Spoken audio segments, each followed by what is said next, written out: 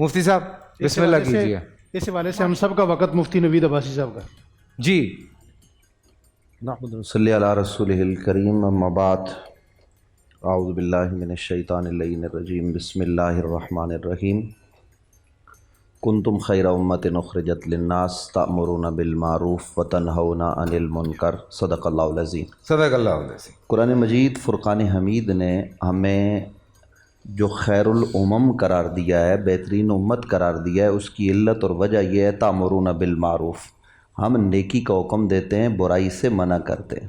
اور یہ خاص نہیں ہے کہ ہم نے کعبے میں نیکی کا حکم دینا ہے یا مدینہ منورہ میں دینا ہے. ہم نے کل کائنات میں، کیونکہ نبی رحمت صلی اللہ علیہ وسلم کا جو فریضہ رسالت ہے لِيُظْهِرَهُ عَلَى الدِّينِ كُلِّهِ، بالکل تو کائنات کے کسی کونے میں کوئی بستا ہو، اور یہ بات بھی ناظرین ذہن میں رکھیں کہ کعبۃ اللہ پر اگر میرے منہ میں خاک کسی کا قبضہ ہو جائے تو اللہ کی ذات کو کوئی فرق نہیں پڑتا. رسول اللہ صلی اللہ علیہ وآلہ وسلم کے دین پر کوئی حرف نہیں آتا، اس لیے کہ اس کعبہ میں نبی علیہ السلام کی آمد سے پہلے وہ جس کعبہ کی بابت رب نے کہا ان اول بیت وضع للناس للذی ببکۃ مبارکا وہدی للعالمین فیہ آیات بینات، یہ جو اس کی عظمت بیان کی گئی ہے اسی کعبہ میں جس کو حضرت ابراہیم علیہ السلام نے اپنے شہزادے حضرت اسماعیل کے ساتھ بلند کیا، اس کی دیواروں کو، اور اس کے لیے لوگوں کو بلایا. اسی کعبہ میں بعد ازاں 360 بت تھے، بتوں کی پرستش ہوتی تھی. آج تو شاید کم بے حیائی ہے. اب یہ حکمران ڈر رہے ہیں کہ کعبہ کے اندر تو بے حیائی نہیں ہے، لیکن گزارش یہ ہے کہ ننگے ہو کے اسی کعبے کا طواف ہوا ہے. یہیں پر جو ہے نا وہ ننگے بت بنائے گئے ہیں جن کو اللہ نے عذاب جن پر مسلط کیا، نشان عبرت بنایا. کچھ عرصے تک وہ نشان عبرت رہے اور پھر اس کے بعد ان کی پرستش شروع ہو گئی. تو یہ اس سے کیا ہوا؟ اللہ کی ذات پر کوئی فرق پڑ گیا؟ کیا نبی رحمت صلی اللہ علیہ وسلم جب تشریف فرما ہوئے تو غار حرا میں وہی نازل ہوئی اقرأ بسم ربک الذی خلق، تو نبی علیہ السلام 13 سال مکہ مکرمہ میں رہے. یہ اعلان نبوت کی بات کر رہا ہوں. پہلی زندگی یعنی آپ دیکھیے کہ مکہ والے لڑ رہے ہیں حجر اسود کو رکھنے کے لیے، تو نبی علیہ السلام ان کے جھگڑے ختم کرا رہے ہیں. حضور علیہ السلام صادق و امین ہے. لیکن نبی رحمت صلی اللہ علیہ وسلم جب 13 سال رہتے ہیں تو اس کعبے میں کیا وہ ساری برائیاں نہیں تھی؟ کعبۃ اللہ میں وہ سارے کام نہیں ہوتے تھے، لیکن دین نے اپنا راستہ لیا. اور جب مکہ میں نبی علیہ السلام کا رہنا اور مسلمانوں کا رہنا مشکل کر دیا گیا تو مدینہ طیبہ تشریف لے گئے. پھر نبی علیہ السلام نے مکہ کو فتح کیا، کعبۃ اللہ کو بتوں سے پاک کیا. یہ سارے معاملات ہوئے.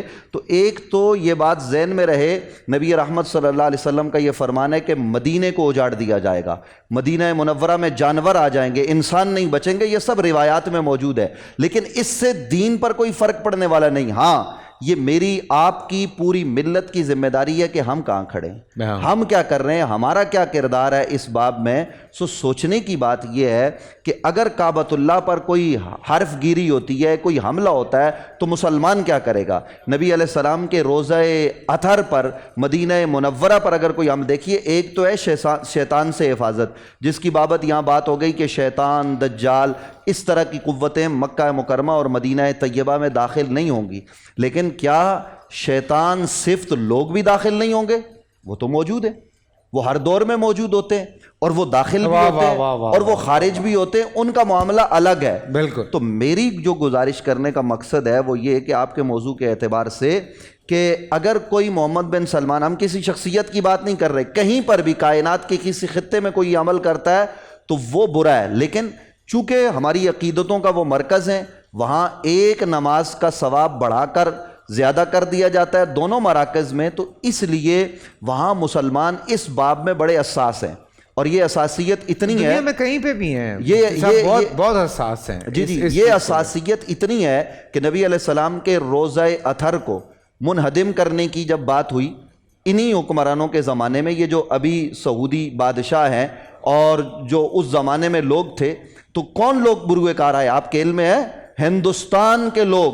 اور مجھے یہ بات کرنے میں کوئی حرج نہیں ہے، ہندوستان کے وہ متفقن علیہ لوگ جن کو ہم سب مانتے ہیں، وہ بزرگ وہاں پہنچے. اس زمانے میں بریلوی دیوبندی تقسیم اتنی واضح نہیں تھی، لیکن دونوں طرف کے بزرگ وہاں پہنچے اور انہوں نے ان سعودیوں سے بات کی اور ان کی آنکھوں میں آنکھیں ڈال کر اس غلامی کے دور میں یہ پیغام دیا کہ روزہ رسول کی طرف نظر اٹھا کر دیکھو گے تو تمہیں ختم کر دیا جائے گا.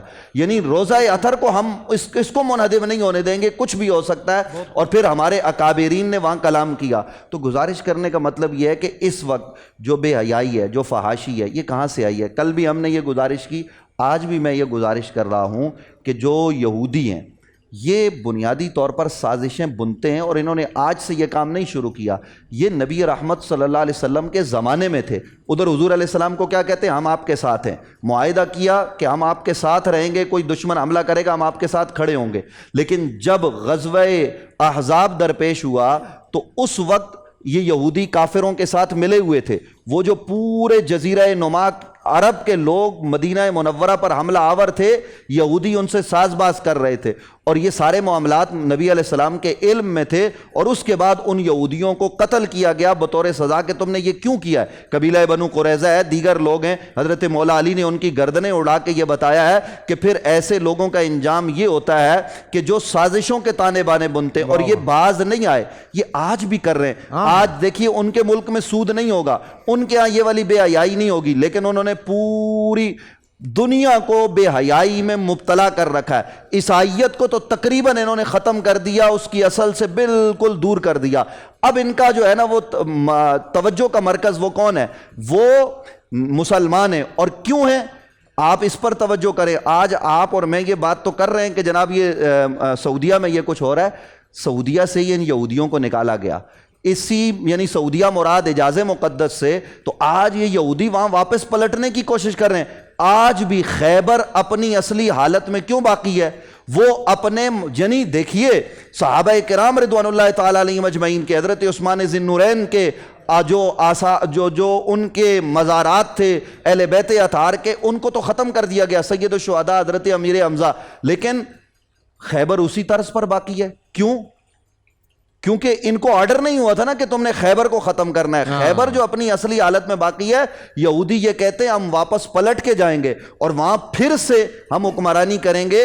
اور وہ مسلمانوں کے خلاف دل میں جو بغض پالے بیٹھے ہیں, جو وہ صحابہ کرام, حضرت عمر, جناب حضرت مولا علی, خاص طور پر ان لوگوں سے خاص قسم کا بغض ہے. حضرت علی نے تو بہت سارے یہودیوں کو مارا, خیبر انہوں نے فتح کیا, اور پھر جناب حضرت فاروق اعظم نے اپنے دور میں جو کچھ کیا. تو اس وجہ سے ان کے دل میں ان کا بغض ہے. اور ان کی سازش کیا ہے کہ یہ چاہتے یہ ہیں کہ ان لوگوں کو مزارات سے نکالا جائے.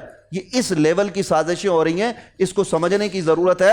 محمد بن سلمان ہو, یا پاکستان کا کوئی وزیر اعظم ہو, یا پرویز مشرف جو گزر گیا وہ ہوں, یا اس سے پہلے کے لوگ ہوں, یا دنیا کے کسی خطے کے مسلم حکمران ہوں, جو بک جاتے ہیں, اصل میں یہ آپ کے سامنے ریموٹ کی طرح ان کو چلایا جا رہا ہے, ان کا ریموٹ کہیں اور پر ہے. تو اس لیے ان باتوں کو سمجھنے کی ضرورت ہے. ہم اس سے خائف نہیں ہیں, اسلام ختم نہیں ہوگا. جیسے یہاں بات ہوئی ہے حضرت امام مہدی آئیں گے, جناب سیدنا حضرت عیسیٰ علیہ السلام تشریف فرما ہوں گے. اور میں آخری بات یہ کر دوں, ہم یہ جو روزانہ مطالبہ کرتے ہیں نا, کل میں نے بھی بڑی جذباتی باتیں کی کہ حضرت فاروق اعظم کا نظام, حضرت مولا علی کا نظام وہ آ جائے. وہ ان کا نظام کی کوئی مثل تو آ سکتی ہے کائنات میں, جیسے جناب حضرت عمر بن عبدالعزیز, لیکن وہ نظام اسی طور پر, چونکہ وہ لوگ اللہ نے وہی بنائے ہیں, ان جیسا کوئی اور نہیں ہے. لیکن ان کے نقش راہ کو پا کر ہم اپنی آنکھوں کا سرما بنا کے آگے بڑھ سکتے ہیں. تو اس باب میں ہمیں کوشش کرنے کی ضرورت ہے, اور نا امید نہیں ہونا چاہیے. امید پر دنیا قائم ہے انشاءاللہ. اسلام کا جھنڈا ساری کائنات میں پھیلے انشاءاللہ. مجھے دیکھیں ابھی کیا بات دماغ میں آئی آپ کی بات سے.